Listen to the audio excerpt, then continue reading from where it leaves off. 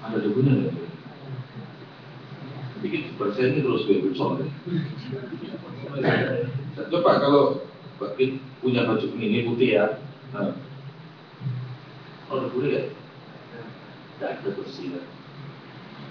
Nah kok boleh kita pakai ini? Kata ulama, mau tahu debu apa enggaknya? Enggak mas rengingi. Enggak mas rengingi ini, kelihatan debunya. Kelihatan apa ini? Hah? Kayak apa itu? Loh ini bersih itu apa kayak ada yang naik dari sini? Berarti itu debu itu. Cuma kita nggak kelihatan. Dari situ ulama mengatakan boleh, walaupun nggak kelihatan. Nah itu dipakai ketika kita itu berangkat haji. Haji itu tengah-tengah kita nggak mungkin mau wudhu di mana?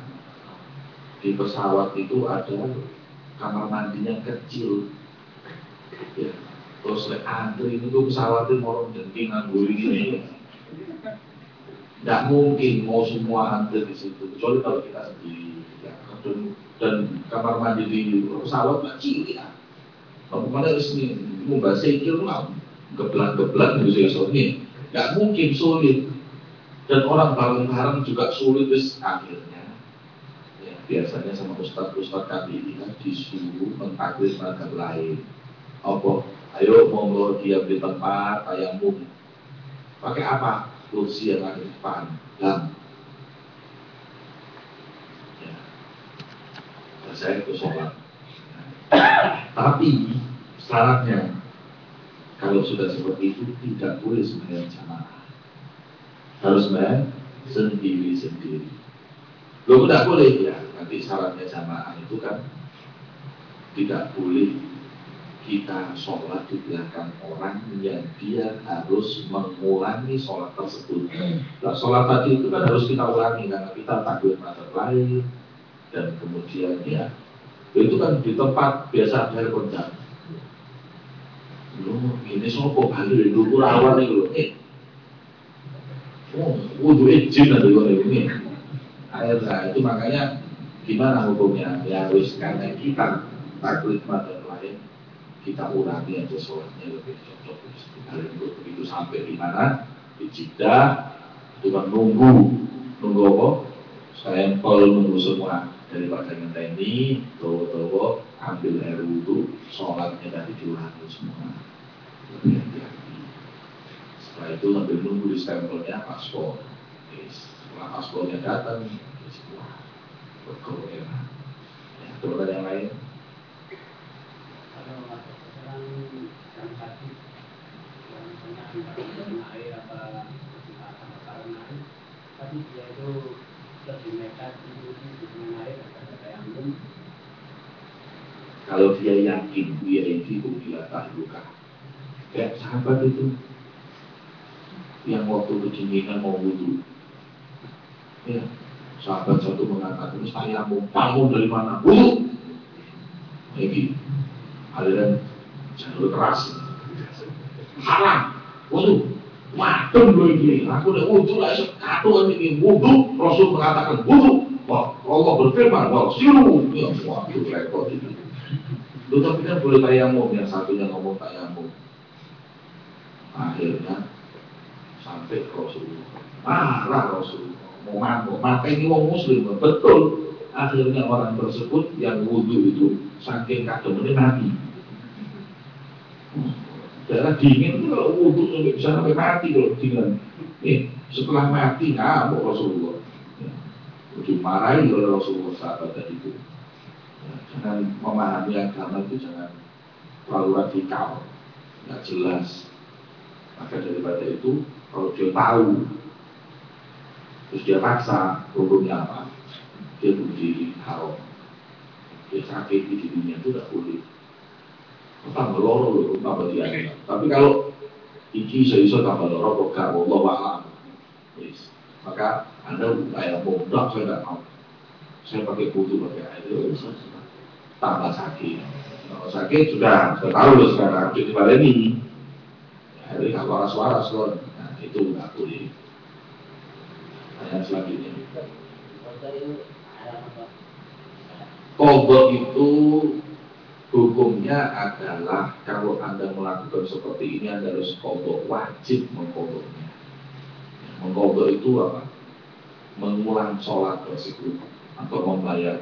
Mestinya qadha itu adalah sholat yang dilakukan bukan pada waktunya. Tapi kalau mengulangi sholat itu namanya i'adah, dibalik sembahyangnya. Hukumnya gimana?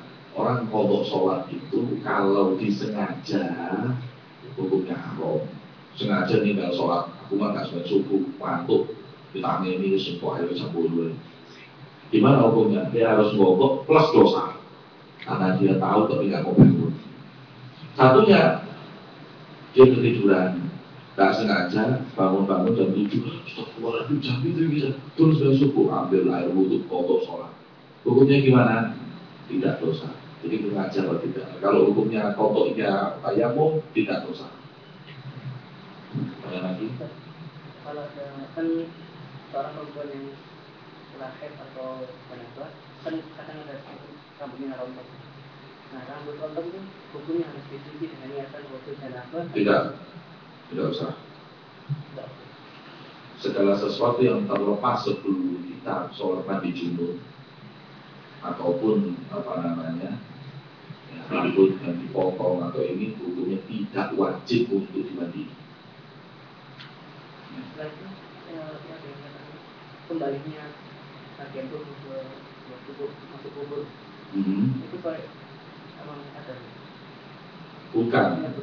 Kalau setahu saya kalau orang meninggal maka semua apa yang terlepas itu wajib dikubur sekalian. Itu kembalinya kalau masih adanya kembali. Ya, dikubur sya'ratin janabah itu. Ya, poinnya fuqaha mengatakan bahwa sesungguhnya hukumnya itu ya mungkin hadis itu adalah hadis yang untuk tarhib, menakuti supaya kita betul-betul berhati-hati dalam hal itu. Tapi bukan berarti hukumnya terus kemudian haram, tidak, karena para fuqaha mengatakan boleh. Hanya saja para fuqaha mengatakan kalau kita potong kuku, kalau kita potong rambut, ketika kita dalam keadaan junub atau haid, maka bekas potongan itu harus dikenakan air. Jadi kan semestinya ini kan yang kena air kan ini. Nah ini kuku ya mestinya kena air kan ini. Tapi gara-gara kita potong, yang mestinya kena itu tadi kan jangan. Itu nggak ada kan ada lagi yang sini. Yang bekas potongan ini yang wajib kena. Jadi sangat terperinci, nggak menjadi masalah yang berat. Ada yang lain?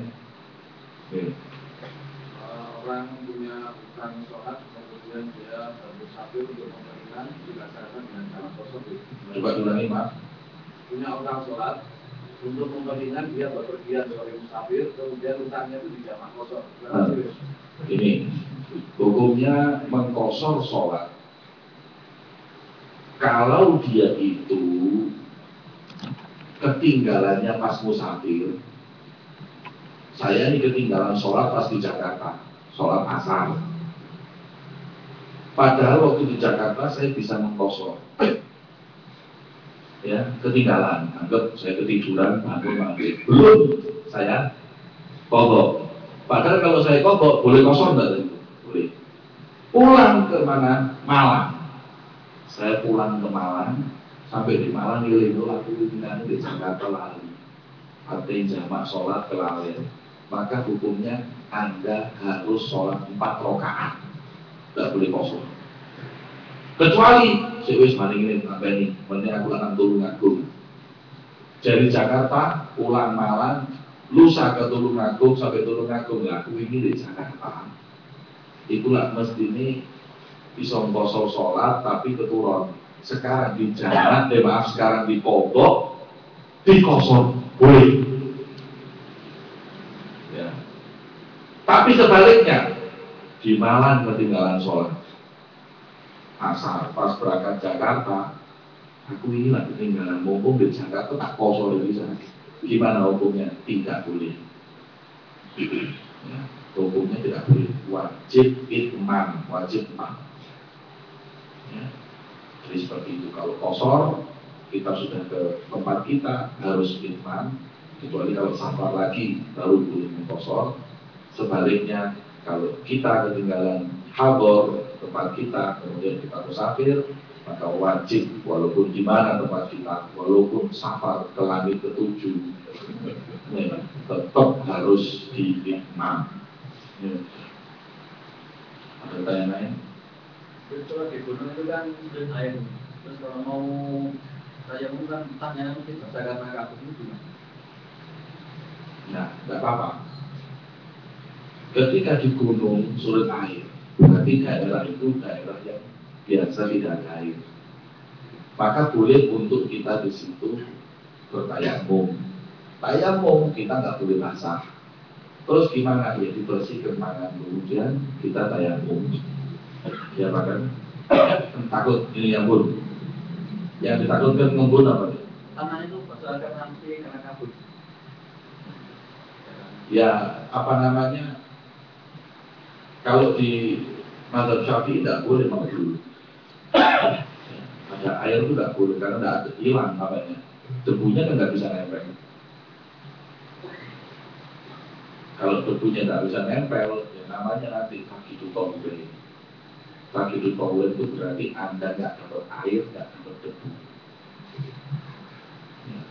Sholat apa adanya, tidak pakai ada air, ya, tidak ada debu. Sholat sudah langsung. Kalau ada wudhu, nggak ada wudhu. Tapi nanti ketika ketemu debu atau ketemu air, harus diulang. Tapi fakidut tahuran itu kalau di tengah-tengah sholat batal, keluar angin, ya batal sembahyangnya. Loh padahal aku gak berwudu gimana? Aku gak mau wudu, memang gak wudu. Ya ini batal mati opo. Ya sudah, batal takbir lagi. Loh percuma kan gak bisa wudu terus, kalau harus sembahyang gak bisa wudu, ya gak bisa, tetap batal. Niat apa mau fakidut tahuran? Nah, pakai niat. Kalau kita tayamum ada niatnya, nawa itu istibahah.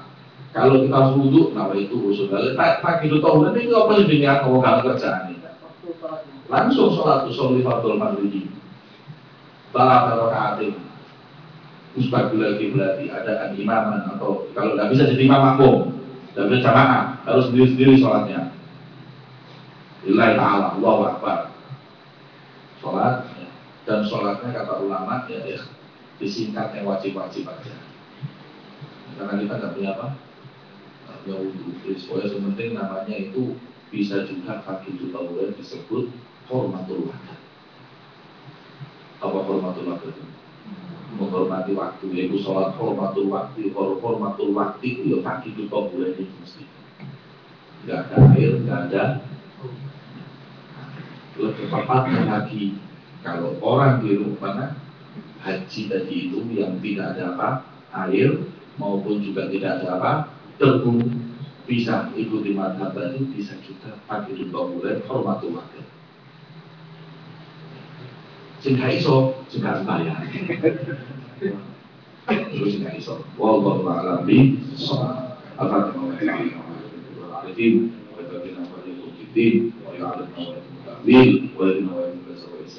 ورسولنا محمد النبي وحفظ المرسلين على الرجوع الى حضره النبي محمد صلى الله عليه وسلم. الفاتحه.